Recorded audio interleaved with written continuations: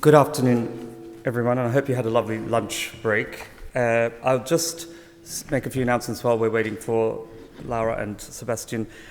Just to remind you, maybe some of you weren't here this morning, but what's on the program, in this paper program, there's no informal drinks here this afternoon, but I recommend maybe walking just up the road, that way up Macquarie Street to the State Library, which has a wonderful bar at the top. It's a very pleasant experience and you could have a drink there. That's between the keynote by Larry Sitsky, which is going to be an interview, I hope, because we're having some issues getting in contact with him today. But I'm presuming that's going to happen. So between Larry Sitsky's online chat and the Chopin Piano Concerto concert at 7 o'clock. But for now, we've got a whole afternoon of performers who are also researchers who are interested in piano rolls, and I think it's going to be really interesting. The sort of application of what we have on the rolls to performance is what I'm guessing most people here are going to be talking about. The next two people to present are Laura Granero and Sebastian Bausch. They probably don't need very much introduction. I'm not going to spend too much time. I've known them for a long time. They're both extraordinary performers in their own rights and also researchers. And they are going to be presenting who is Mrs. Reinecke. I'm very interested in this. Power couples on piano roll, forehand playing and performance practice. Thank you.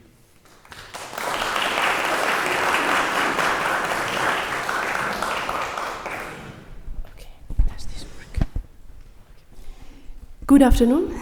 Okay, it works. We are extremely happy to be here, and I would like especially to thank the organizational committee. I know that they meet once a month at 7 a.m. And also especially, of course, Neal and Peter and for their efforts. So we are affiliated to two different institutions, the Hochschule der Künste Bern and the MDW in Vienna. Sebastian and I have been intensively collaborating and working together now for 5 years and a half in the field of early recordings and piano rolls. This is our dog. I just need to show it at every possible instance.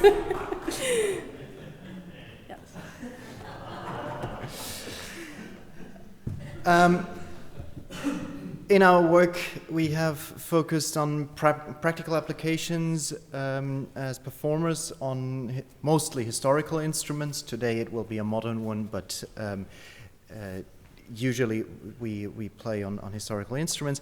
And we believe very much that piano rolls and the active engagement with piano rolls is a key for understanding 19th century piano performance practice. And we are working since many years on something that we have termed the interactive reenactment method with piano rolls and disc claviers. We'll show a bit of this later. Currently writing an article on that and giving workshops as well as demonstrations in our own atelier in Basel on this. It is also quite a special occasion because Sebastian and I met here in Sydney in 2018 in this building with the symposium Correct But Not Beautiful Performance. And that was also my first presentation at an international conference, so it's really special for us to be here today back in Sydney. And that's why we decided to do kind of a love / couple celebration with this topic and about forehand piano playing by couples. And actually it seems that, though some people might not think of like this, but research has proved that working in the same field or even place that your partner is something positive for the individuals and for the workplace. So now we are going to start with a small demonstration of what we can do with forehand piano playing and piano rolls in an interactive manner. Now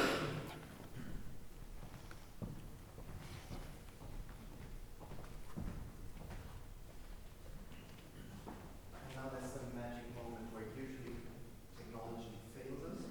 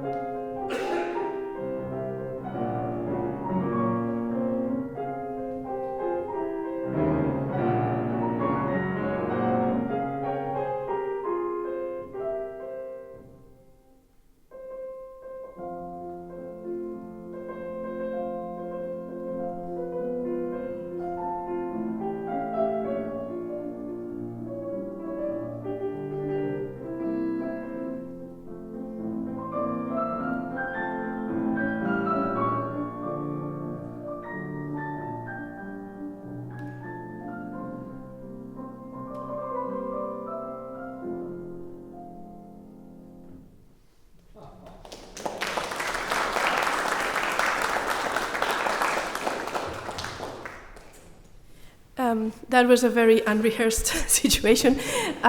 What the ghost pianists were the Hermanns. We will speak later about them.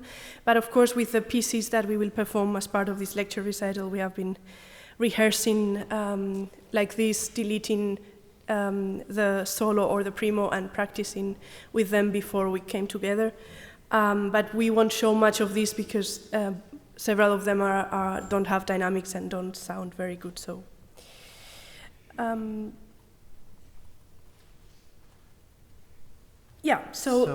Coming back to the topic of the couples and the forehand playing, already in the 19th century, some couples were compounded of two professional musicians, or at least two professionally trained musicians, though in some occasions the female partner was confined to the domestic duties or had a semi-professional career.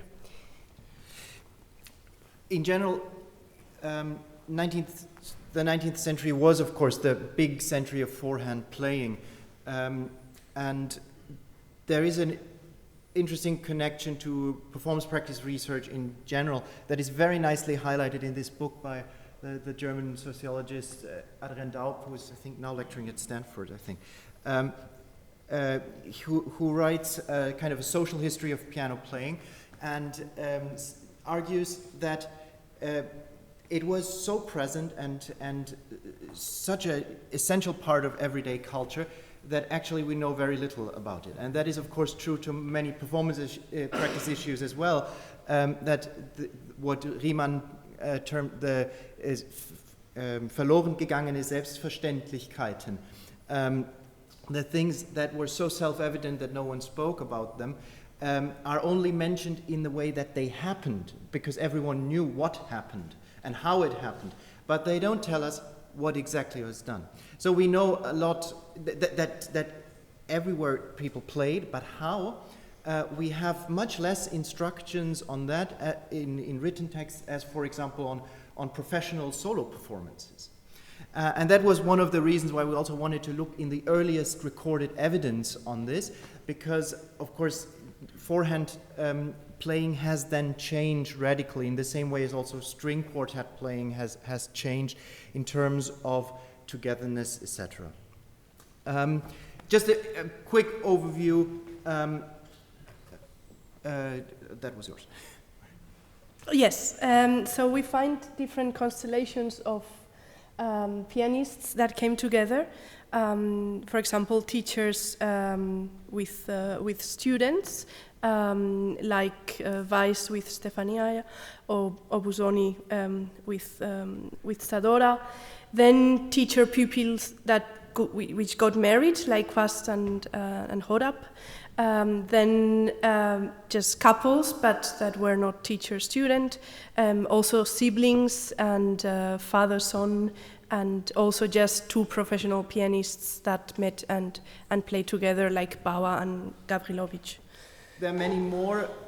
What we won't look at in this talk is those who came together at the roll companies, probably asked by the companies to record, for example, forehand arrangements of symphonic music.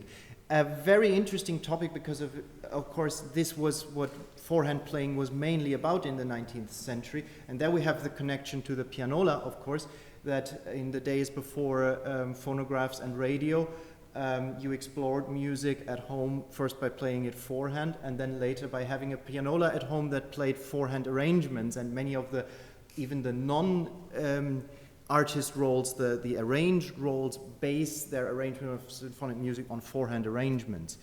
But we have to exclude this simply because this would open a completely different topic. So here are three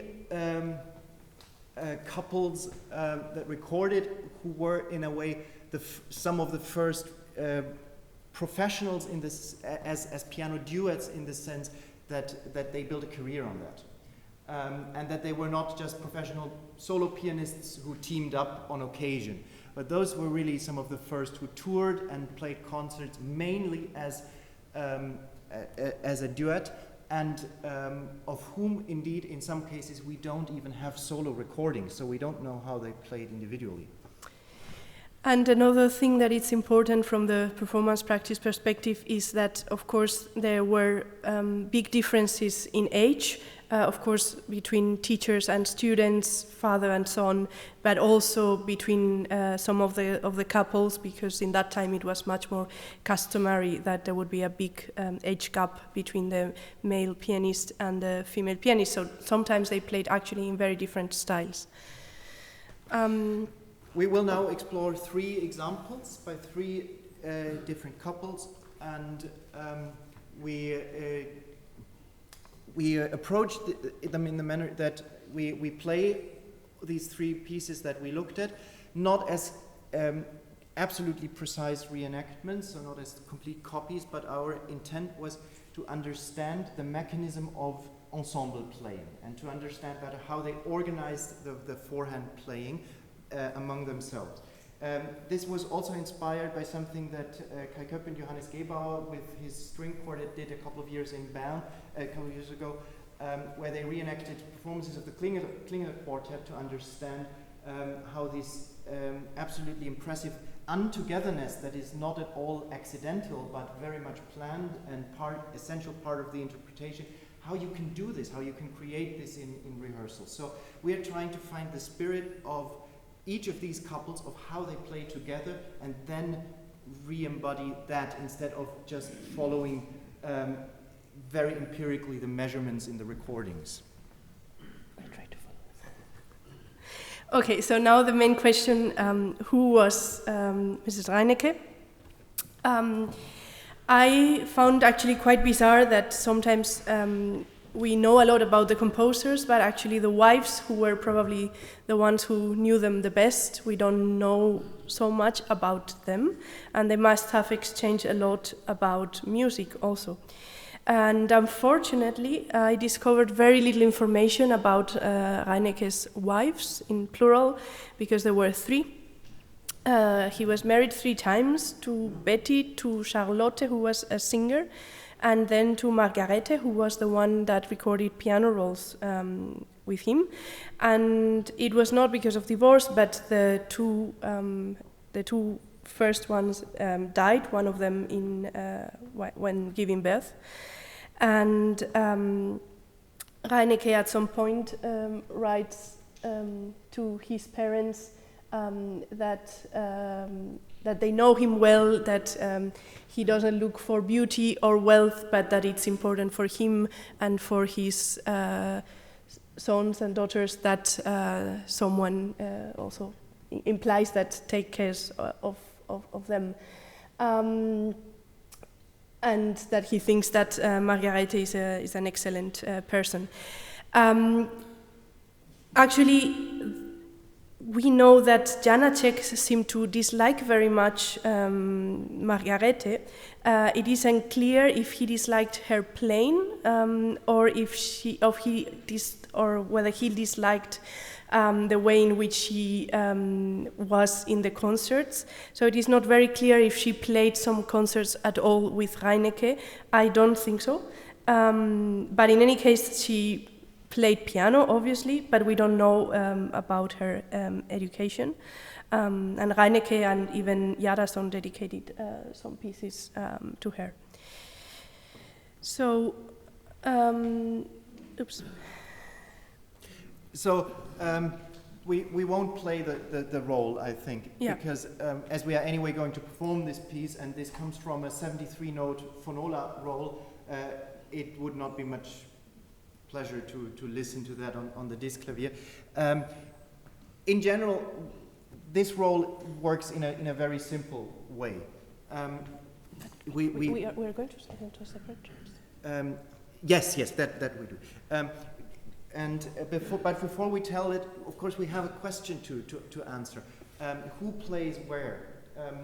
We don't see that. We don't have a photograph of them playing forehand at the piano from the recording studio, so we don't know, was he in the primo or in the secondo? And we try to answer that from the recording itself. And I think, becomes quite clear, and this is a nice thing with technology that we can do very easily. if we just listen to them separately. As I said, we don't have solo recordings of her, but we can make her play alone. So apologies that this has absolutely no dynamic. It is just about what she plays in terms of agogic and dislocation, etc., and him as well. We'll start with the bass part.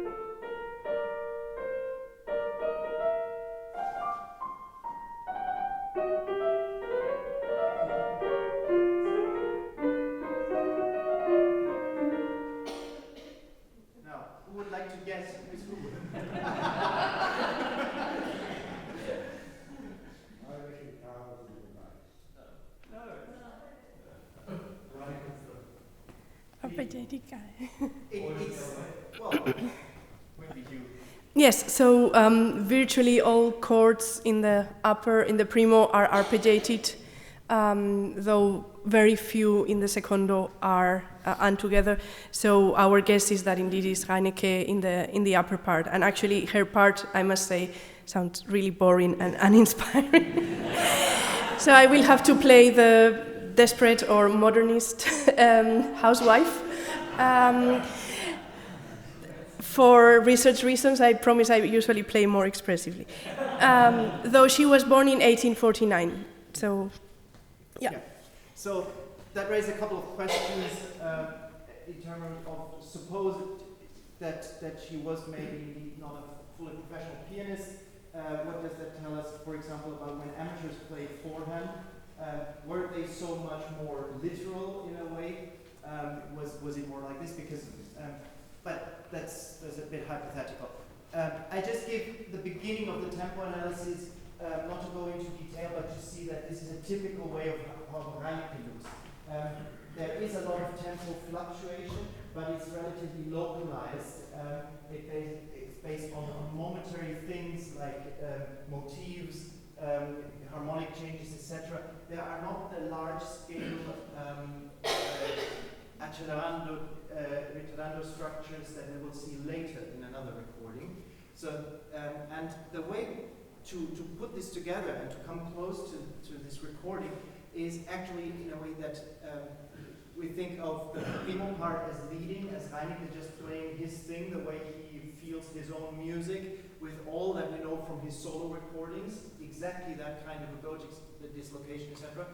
And she playing along in a way that it doesn't really matter how well it is together. It sounds more extreme on the roll, but as soon as one covers it with nice dynamics, and so we figured out it is really not that important that if all of these waltz accompaniment chords are precisely together. So this is relatively easy to reconstruct, and we'll just play the piece because it's a nice little miniature.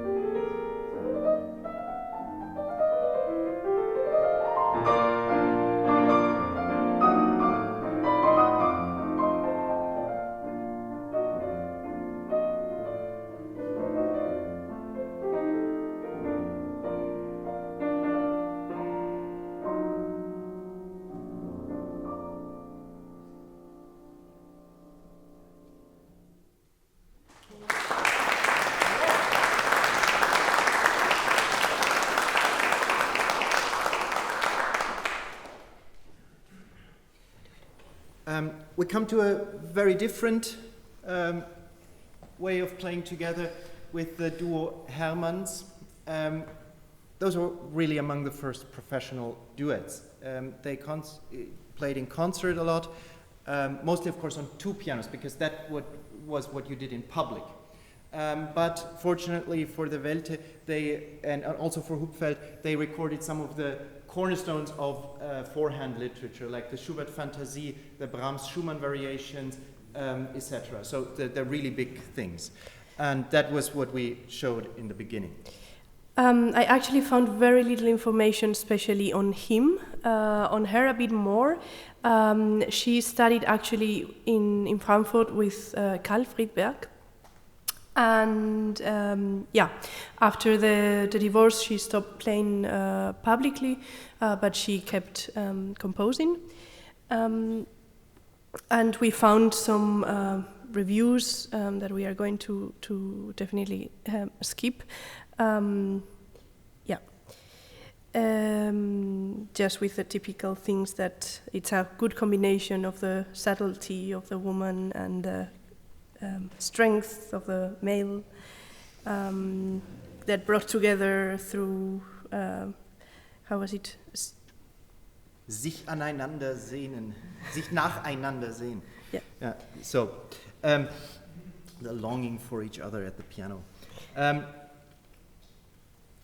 They recorded these large pieces. We chose one by Dvorak, which is smaller and more suitable for this purpose now, for recreating it.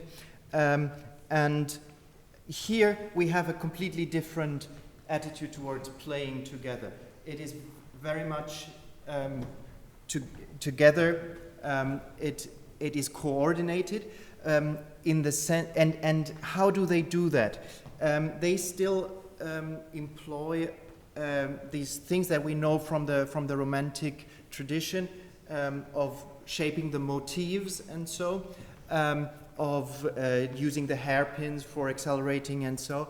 But they do it in a way that it is possible to coordinate it. And here is an example. Of a dotted rhythm in which they are extremely together. But they also have these moments typical of the conservative movement in which the downbeat after the dotted rhythm comes earlier, and also some rhythmic modifications, also very typical. But what they do a lot is that one sees exactly what is with Reinecke not the case, what is also with the last example not the case, that especially the downbeats are coordinated very much. That they do this a lot with intentionally preparing the downbeats, and this is something that that gives some of these rhythms a shape of a kind of a pesante feeling. That it is as if there is an entrance, almost like a physical bodily gesture towards the downbeats to place them together. And while this is here still embedded in something that comes very much from 19th century traditions, it is of course a step towards what we then later have in more modernist styles. I would suggest that we talk a bit about the quest and then we play both together. Mm-hmm. So we are, because of time reasons, what we are going to do is explain a bit also the third role that we have learned, and then we play both together so that we lose a bit less of time. This is played by the Quests, Frida Hodap Quast and James Quast, and though the Hermanns are almost of the same age, just with 1 year difference. Frida and James had almost 30 years difference, and actually he took her in his class when she was 12, and though her father expected that she would become an enfant prodige that would automatically go on tour, Quast insisted that she gets a proper training, and afterwards she won a competition in which she got the first prize and Backhaus the second one, and she started touring internationally. It is quite touching that Quast decided to quit the conservatory in Frankfurt so that he could accompany her through her touring. And then they got both a professorship in Berlin. And of course, Quast had played in the last concert of Clara Schumann together with her in Frankfurt. And what we found, for example, particularly interesting is, again, about how this idea of being or not being together, that Sebastian will explain it a bit more. Something that I found very interesting is that at some times he plays arpeggiated to give the entrance, so the bass comes earlier so that he gives the entrance, and in the recapitulation she does it too with the motive. With the third, it is dislocated, so because probably she was giving the entrance. In general, it is clear that whereas with the Hermanns, especially downbeats and so are very much together, especially in the bass. Here we have the opposite. James Quast, who was playing the bass part, arpeggiates very much in the same way as other pianists of that generation do, ahead of the beat, into the downbeats. And we see this, for example, here with these octaves that I marked. They are all broken, and usually in the way that they come, at least the lower of the two octaves, come before the melody. In most cases, the bass goes more, the upper note of this octave in the bass goes more or less with the melody. Sometimes it comes in between, but it comes never in the way that the lowest note is together with the melody. It's always before. And this is a completely different feeling of aplomb downbeat timing. If the bass, this is what is a nightmare for any continuo teacher, if the harpsichordist breaks the chords before the beat. Here it's done, and the interesting thing, it doesn't lead to them being less together in terms of phrasing or even rhythms like the dotted rhythm in the melody, which the secondo has to double. That's very well coordinated. So they have a feeling of timing. They know where the beat is. It's just that he obscures it slightly with this arpeggiation. I think we should play. And yeah, for playing for the Dvorak, here you see the opposite to Reinecke. The entire thing is basically shaped as constant stringendo, accelerando, ritardando phrasing over many bars. And this is done very well together in a very rehearsed manner. And I think that's the main difference here between this and something like Reinecke. And with the Quasts, we are in a way somewhere in between. But I think in a very interesting way that combines very nicely some of the expressive devices of mid-19th century with a professionally rehearsed forehand interpretation.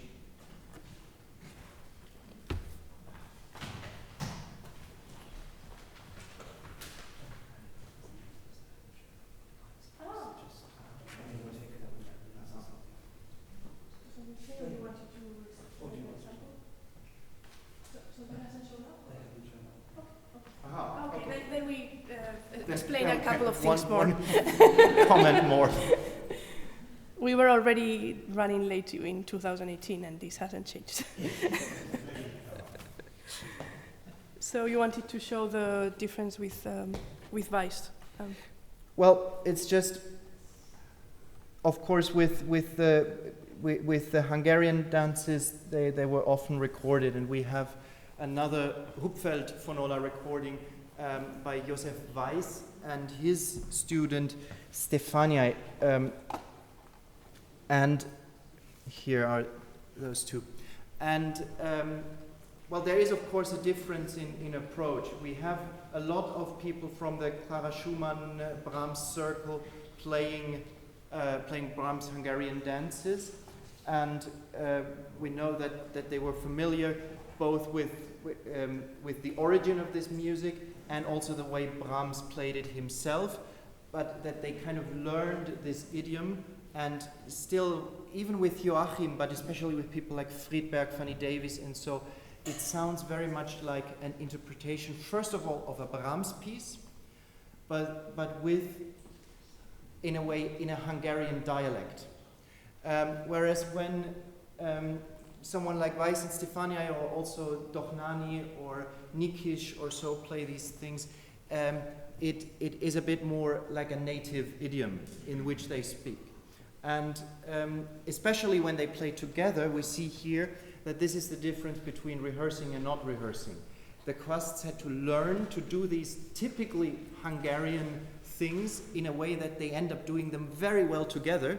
Here, two of them who know this anyway from their upbringing do it together, but not together. But each of them in a way like they want. And we can see this very nicely in one passage.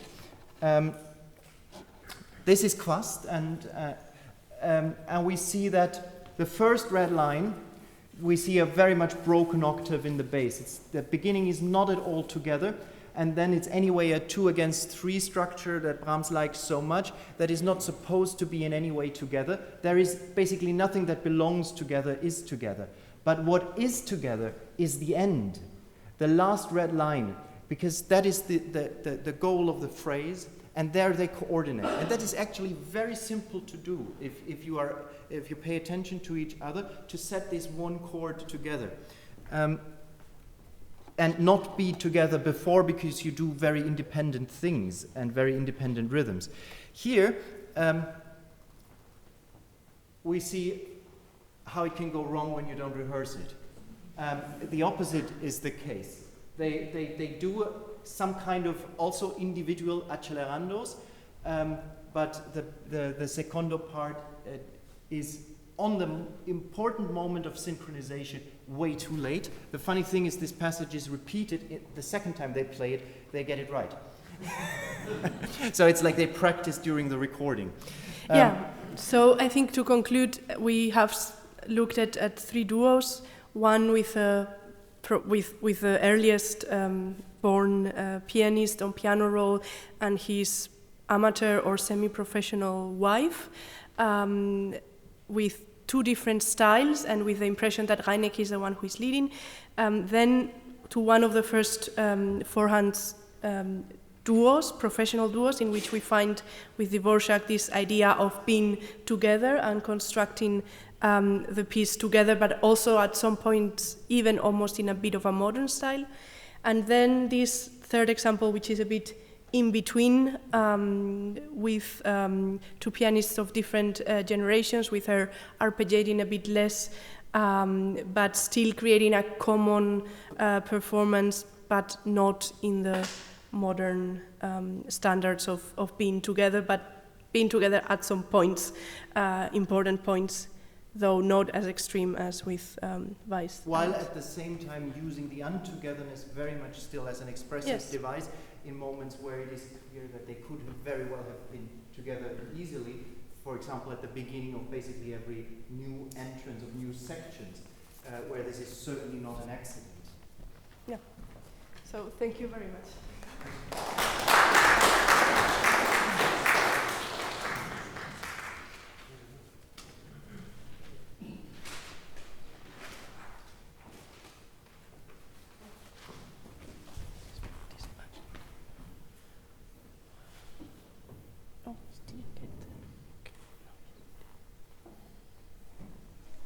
Here we know that she played.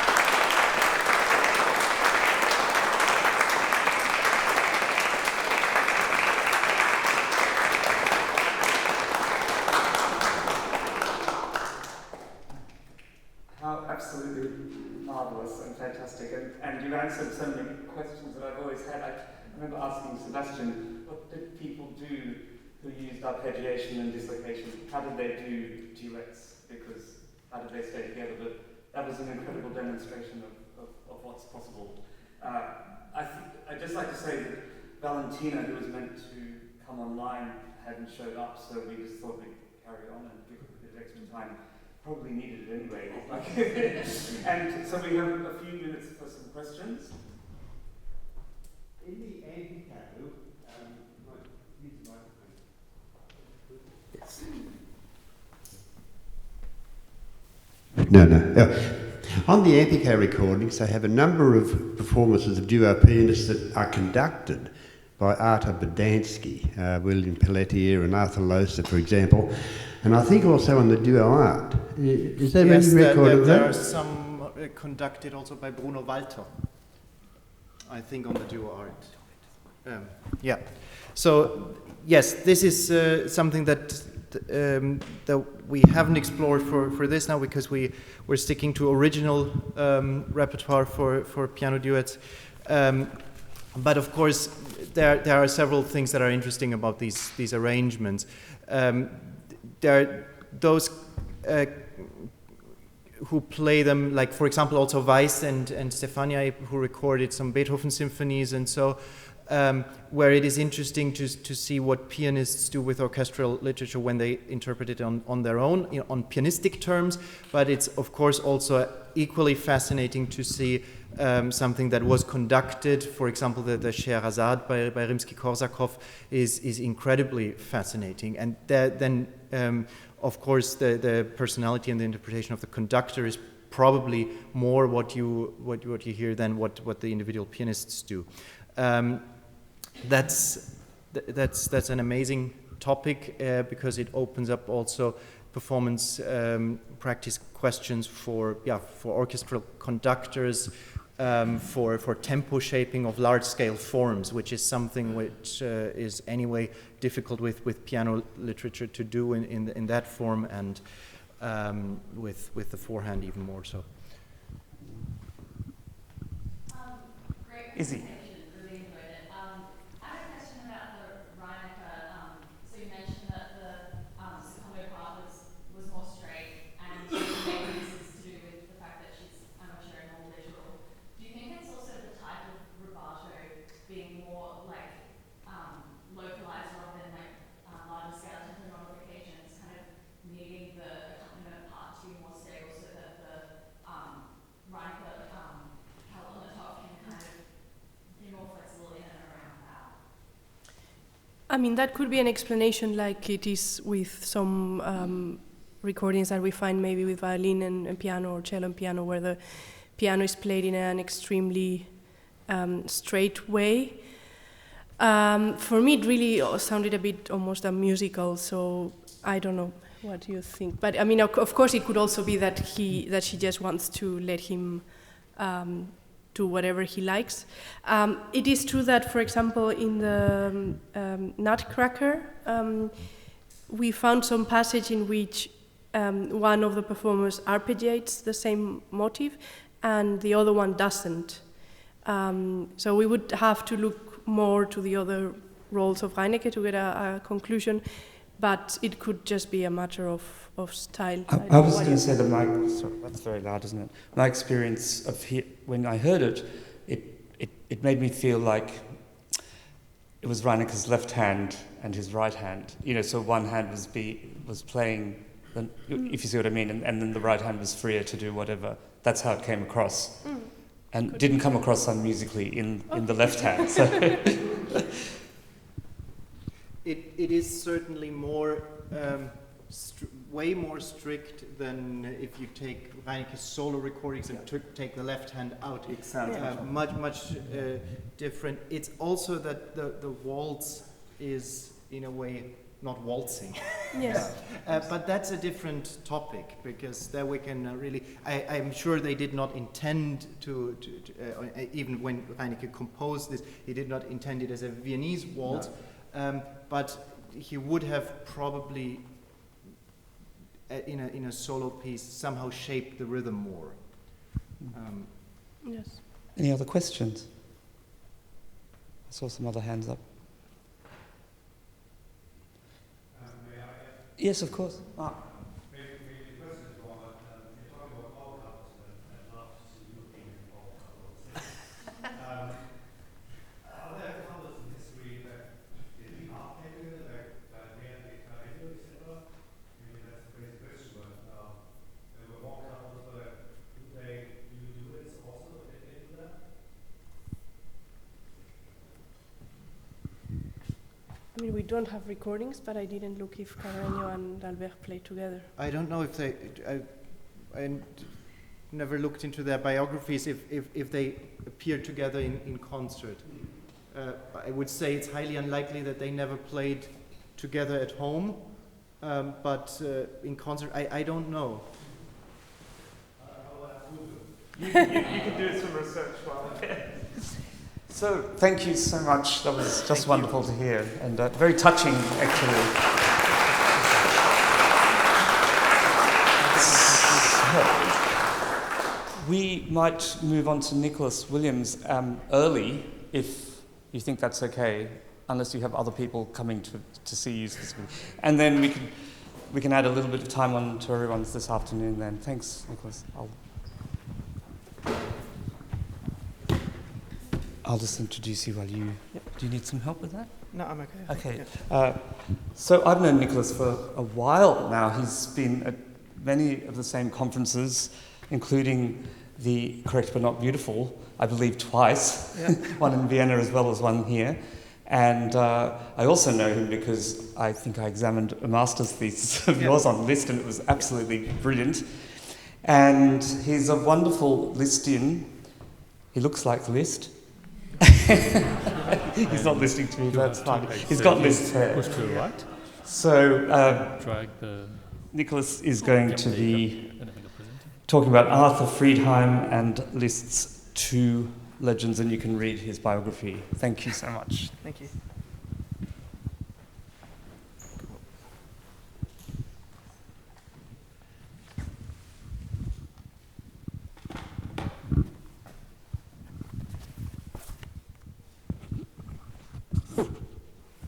Hello.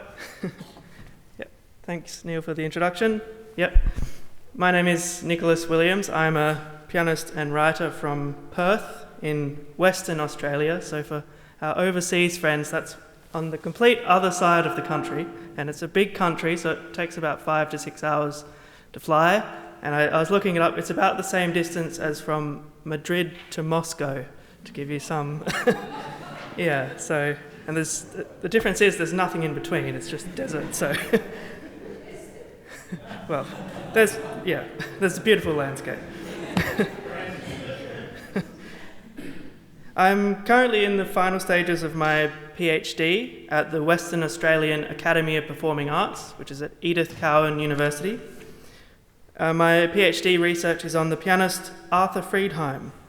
For those who haven't heard of him, Friedheim was one of the great pianists of the piano roll era and recorded for all the major piano roll labels. He was also one of Liszt's pupils, which is how he's generally best known as Arthur Friedheim, pupil of Liszt, in all of the advertisements. I've been studying Friedheim's life and career and approach to piano playing through his writings, recordings, editions, and contemporaneous criticism, and have accumulated quite a significant body of sources related to all these things. I'll talk a bit more about him in a moment. The title of my presentation today is Arthur Friedheim and Liszt's Two Legends. So this will be a bit of a lecture recital, and I'll be playing the two pieces myself at the end of my talk in an interpretation inspired by Friedheim's duo art rolls of these two works. Though he recorded the rolls several years apart, when he played these pieces in concert, which he did very frequently, he almost always played them together as a pair, which is something we don't really hear much today, although we are used to hearing works like the Chopin Etudes or the Chopin Preludes played as a set today. The legends are something we don't generally hear paired together, but Friedheim always did them together. And so I wanted to experiment with doing it as Friedheim did and playing them together. I'll talk a little bit about Friedheim's thoughts on Liszt performance and how he was quite critical of some of the other Liszt pupils. With this in mind, we'll briefly compare Friedheim's recording of the second legend with the Welterroll recording by another Liszt pupil whose name is Bernhard Stavenhagen. And if anyone knows Stavenhagen's recording, I think you know where this is going. But first, Liszt's two legends, just in case you don't know them. Liszt's two legends were published in Hungary in 1865. The two legends are programmatic works that each depict an episode in the life of a saint. On the slide, you can see the beautifully illustrated title page of the French edition of 1866. The first legend depicts the famous tale of Saint Francis of Assisi preaching to the birds.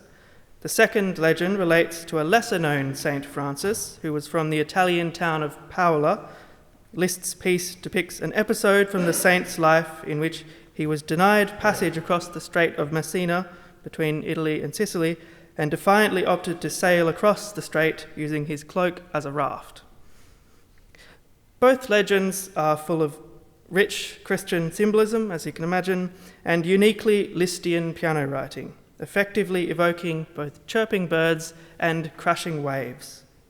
Today I'm going to be playing both of the two legends after Friedheim's interpretation. Friedheim was born in Russia in 1859. He, when he grew up, became the kind of pianist who played the most difficult music with miraculous ease. He studied with Liszt for about 6 years between 1880 and 1886. He made his name playing Liszt's works at a time when few others dared to do so, and he came to be respected as an authority on Liszt's music. He toured Europe and America continually from about 1883 to 1914 when the war reversed his fortunes. He spent the last decade of his career adapting to rapidly changing times and died in relative obscurity in 1932. It's interesting to consider how the arc of Friedheim's career traced the rise and fall of the industry of the piano rolls itself. In 1904, as Friedheim was reaching his artistic maturity, he became one of the first artists involved with the Aeolian Company's early experiments with marketing artistic interpretations in the form of piano rolls, the so-called autograph metro styles. He later recorded reproducing rolls for all the major labels, Velter, Hupfeld, Philips, Duca, later Dior Art and Ampico, and also a few others. He reached the zenith of his fame just prior to the First World War, sort of a little bit like the piano roll industry, and though he continued to innovate through the 20s, taking up publishing editions, writing articles, playing radio recitals, and so on, he increasingly became a symbol of the old world. And like the piano roll industry itself, Friedheim's career was pretty much over by 1930. The two legends were among the works that Friedheim played most frequently throughout his career. And like I said, he almost always gave them as a pair. I have a few concert programs here. The first program, which was likely one of Friedheim's first professional recitals, was a Liszt Abend given at the Weimar Hoftheater on the 27th of September 1881. Of course, Liszt lived and worked in Weimar, and Friedheim had been studying with Liszt for 2 summers at this point, though, as far as I can tell, Liszt did not attend this Liszt Abend. He was away in Bayreuth. But one presumes he oversaw his young students' preparation for it and perhaps sanctioned the legends being put together. The next recital comes from a decade later, part of his American debut in 1891, when he gave a series of 4 2-hour recitals in the space of 10 days with completely different music in all of them. I just cannot fathom it. And he repeated that a week later in Boston. And you can see another thing he liked to do frequently was play the 6 Liszt Paganini etudes as a set, which you can see at the bottom of that 1891 program. And then another one from 26 years later, a lecture recital given in New York on the 2nd of December 1917 called Liszt the Abbé. And fun fact, I'll be giving a recreation of this recital back in Perth next week, so that should be fun. According to Charles Davis Smith's duo art catalogue, Friedheim recorded both the legends in the same period as that later recital. The first legend in about January 1916 and the second in December 1919. For interest, we have here the contract between Friedheim and the Aeolian Company from a few years later, 1923, which stipulated that Friedheim would be paid $200 per record, which is about $5,000 in present-day Australian dollars per record. And I think that's not a bad gig considering he'd been playing these two pieces for about 35 years. I think all pianists would like that gig. Before we look at the roles, let us consider some of Friedheim's ideas about playing Liszt. Indeed, one of the reasons I wanted to do my PhD on Friedheim was that he was not only a superhuman pianist, but also a prolific writer, voluminous on many musical topics. As I mentioned, Friedheim made his career playing Liszt at a time when Liszt's status as a composer was still very much open to debate. In later life, he took up the pen to attempt to explain why he thought Liszt, as a composer, had failed to earn a status commensurate with his true significance. Among the chief reasons, according to Friedheim, this comes from a very indecipherable manuscript, according to Friedheim, from the very start, Liszt was misunderstood and therefore misjudged, mostly on account of inadequate interpretations of his works, even by his better pupils. So, to paraphrase, Friedheim argues that some of his Liszt pupil colleagues were unable to make a success out of Liszt's music because they did not find what Friedheim calls the focus of Liszt's pieces. Friedheim had this idea that Liszt's works were like a painting. You have to find the right place to stand to look at it. If you stand too close, you only see the brush strokes. If you stand too far away, you can't see the details, and so on. You've got to find the right place to view the picture. For example, pianists often make a meal out of the ornamentation in Liszt's works, and this draws attention away from, say, the melody. In essence, according to Friedheim, such performances mostly made the impression as if interpreters saw all the trees, but not the forest. There were striking parts which did not form a whole. Not finding the right focus can distort the proportions of Liszt's music, according to Friedheim, yet, as every pianist knows, it is not always easy to find, especially when we have to contend with the innumerable technical difficulties of Liszt's music. Friedheim thought that pianists might be protected from such misinterpretation by what he called tradition. Tradition was something like the collective idea of how the music goes, according to how Friedheim defines it. In another sense, he seems to consider tradition as something like the idea of performance practice today, which, unnotated stuff that everyone just kind of understands. You know how all Chopin tends to sound the same? In 1916, Friedheim wrote that this was because there was a living Chopin tradition. By 1926, a decade later, he was writing that the distinguished modern pedagogues were coming out to flatly reject the very idea of tradition, or read that as performance practice, hinting that this Chopin tradition was beginning to die out by 1926. But while there was a living Chopin tradition, for Liszt's music, according to Friedheim, it was different. Basically, because Liszt's pupils on the whole failed with interpreting his music, no Liszt tradition was ever formed. I repeat, there was no Liszt tradition, according to Friedheim. So does that mean Friedheim had all the secrets? Maybe. Well, we can't confirm that. What we can confirm is that he recorded his interpretation of many Liszt works through the wonders of the reproducing piano roll. And thanks to the towering genius of Dr. Peter Phillips, we can study them in detail today. There's a few interesting things about his rolls. Of course, there's a certain freedom of rhythm. He very often rolls chords, as we've heard lots about this week. But the thing I find most fascinating is the textual alteration, so how he changes the notes of Liszt's music. I did my master's degree on the Liszt pupil recordings of Liszt's Hungarian Rhapsodies, and in those, of course, we found lots and lots of textual alteration. We heard Reinecke's Rhapsody No. 10 the other night, which was full of amazing textual alteration. And while we might kind of expect that in works like the Hungarian Rhapsodies, which are inspired by improvised gypsy music, what about Liszt's more somber, religious-inspired music? That's what I've always wondered. Well, a few interesting things to note about Friedheim in his Legend number 1. Got to do some magic.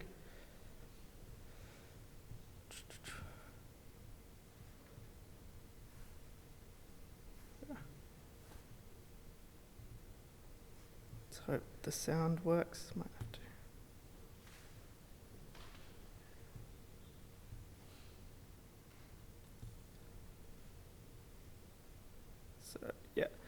So, first thing to note, very first bars. Now see at the top there, this kind of shimmering figure, which is presumably the birds chittering away. You notice Liszt has written that 5 times, that little figure. How many times do you think Friedheim would play it?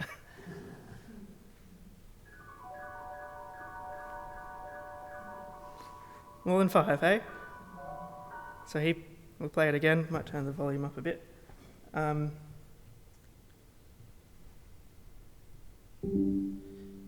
So, in case you missed it, count it. He does it 8 times. Whoops.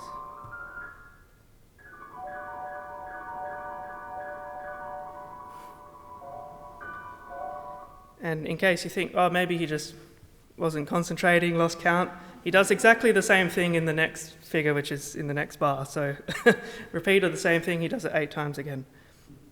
Even more interesting, perhaps, is right at the end of the piece. Here, so we notice Friedheim adds a little extra coda. So you can see those glittering, shimmering chords there, and then see what Friedheim does after that.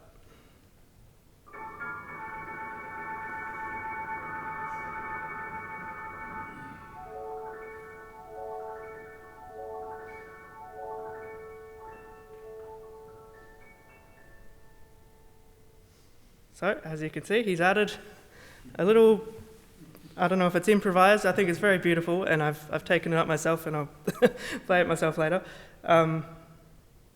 Yeah, so that's the first legend. Then for the second legend, we have something quite similar at the end.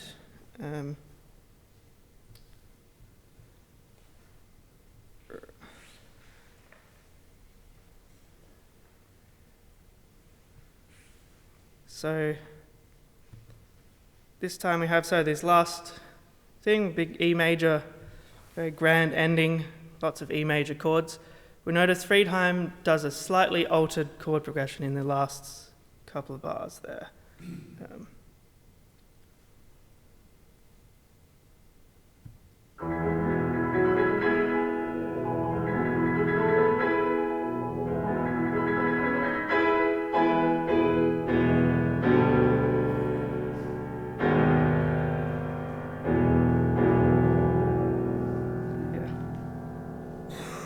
So very good. So this one is really quite interesting. So this little change progression actually exists in a note in Liszt's hand. So a little handwritten thing one of his students wrote down and kept, or Liszt wrote down and the student kept, and it was published in the first complete Liszt edition, which came out in 1926, so actually about 5-6 years after Friedheim recorded this.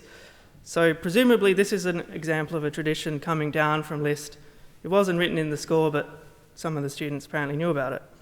And on that note, so moving right along to Stavenhagen, considering the shade that Friedheim throws at his fellow Liszt pupils, it's interesting to compare Friedheim with his colleague Bernhard Stavenhagen, who studied with Liszt in 1885 to 86. He was often called Liszt's last pupil, and you can see him there with the man himself. Stavenhagen's Welter rolls of 1905 are truly something to behold in terms of performance practice. With the second legend, he goes so far with his textual alteration that it's basically a full-on transcription. While Friedheim just politely altered the last cadence, apparently with Liszt's sanction, Stavenhagen goes quite a bit further. I was not sure which example to pick because honestly every single bar of the piece is changed, but well, just to give you an idea how he makes this. So this is from the kind of the climax of the piece, and he changes the left hand, as you'll hear.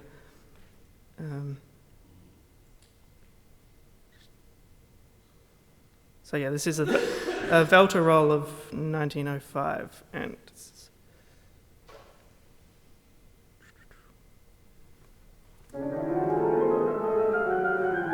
bar before, which also isn't in the score, by the way.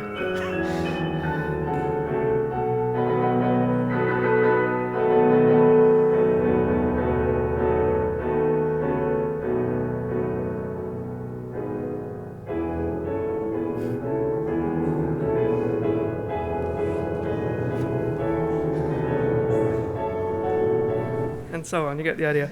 So this is fascinating, right? I mean, Liszt didn't write that. He also adds what seems to be an improvised cadenza in the next bit. It's really quite something. I mean, it really, in a lot of ways, it reminds me of Horowitz's Liszt transcriptions from a couple of generations later. And perhaps this is an extreme example, but is this what Friedheim was complaining about? Has Stavenhagen just missed the point and turned this into something it's not meant to be? Well, interestingly enough, so we have Lena Rahman, who was Liszt's first biographer and was a member of the Liszt Circle, wrote of a telling episode in which the very same pianist, Bernhard Stavenhagen, managed to draw the ire of Liszt in a lesson with Legend Number 2. What did he do? Well, when it came to this left-hand passage, according to Rahman, the young Stavenhagen lacked the physical finger strength to give it its requisite power. His solution was to compensate by doubling it with the right hand. According to Rahman, the master, Liszt, decisively rejected this means of expression. It disturbed the line and the idea of the piece. The powerfully rushing waves, etc., could not be translated into salon style, salon stil. Power and grandeur should remain power and grandeur, was Liszt's energetic protest. Yet, despite the master's protest, what do you think we hear on Mr. Stavenhagen's Welter roll? Apparently exactly what Liszt did not like.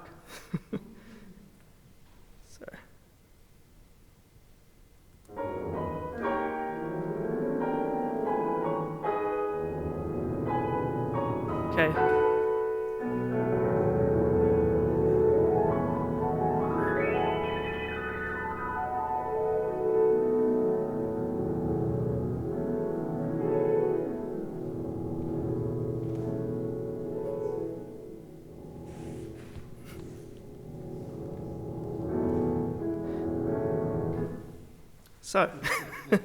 So yeah, apparently the master energetically protested against that, and I think you can kind of hear the salon style a little bit in what's going on there. Quite different to Liszt's thing, which is really, I mean, Stavenhagen actually adds a couple bars in there. I don't know if, sorry, the thing was in front of it, but, you know, he keeps going on for a bit. He's showing off how good he can play B major. You know, maybe he's missing the point. I don't know. Yeah, it does sound good. It's fabulous playing. I can't play it like that.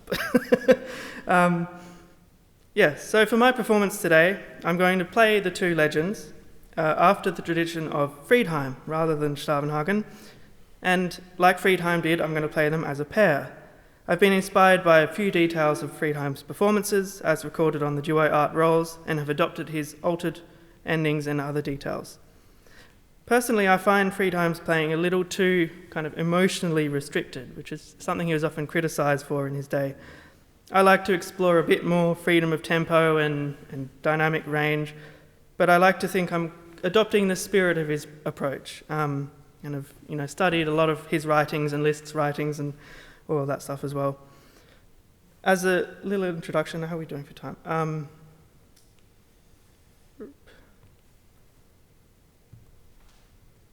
So we have here what a little handwritten thing which appears to have been an introduction that Friedheim wrote to read out on the radio before he played the first legend. I'm not sure if he played both on the radio at this particular time, but this handwritten thing only has the first legend, so yeah. So I thought I'd read it out for you, and we can imagine where it's 1931 and you're listening in on the radio to Mr. Friedheim. That photo there is from basically the same time, so yeah. St. Francis of Assisi was a mystic. He identified himself with all the objects of nature, animate and inanimate. In his beautiful poem, To the Sun, he addresses him as much as the stars, the animals, and even the plants as his brethren. This feature implies either the influence of Oriental mysticism on the saint, or, on the other hand, it may be considered as a totally independent, original, quite extraordinary, far-seeing inspiration. Such generalization and extension of the idea of spiritual universal love was unheard of at that period, but evidently it met with the full approval of the Church, as the saint found not the slightest contradiction to such revolutionary private thought. Liszt's Sermon to the Birds needs no explanation of its program. In its extreme simplicity, the little work speaks for itself. According to the saint and to Liszt, the birds understand the mystical language. They announce their presence by their theme, which does not reappear. They respond to the sermon, acknowledging it by subdued chirping sounds. A solemn organ-like episode leads to a short climax, and the sermon ends, impressing one as an Amen. So here's Liszt's two legends.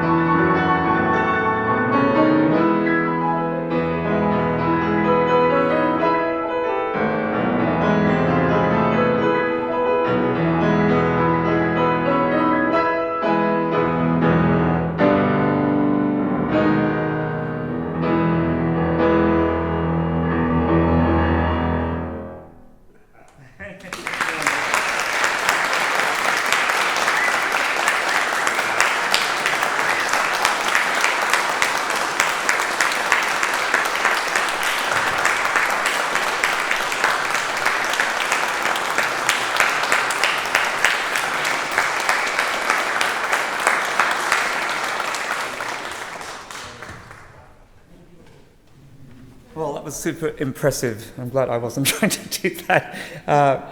Fabulous work and wonderful presentation. We sort of have gone over time and we need to be at tea. But I just want to say, the Liszt transcriptions of Schubert, he does all of what you were saying. So I think the tradition of adding extra bars and going quite wild, sometimes you can't even tell it's a Schubert song anymore. It was already there, and it's obviously just passed down. But I mean, what's the time now? I think we do need to stop, otherwise we're going to be late. Why don't we have questions at tea time for you and beyond? But that was just fabulous. Thanks again.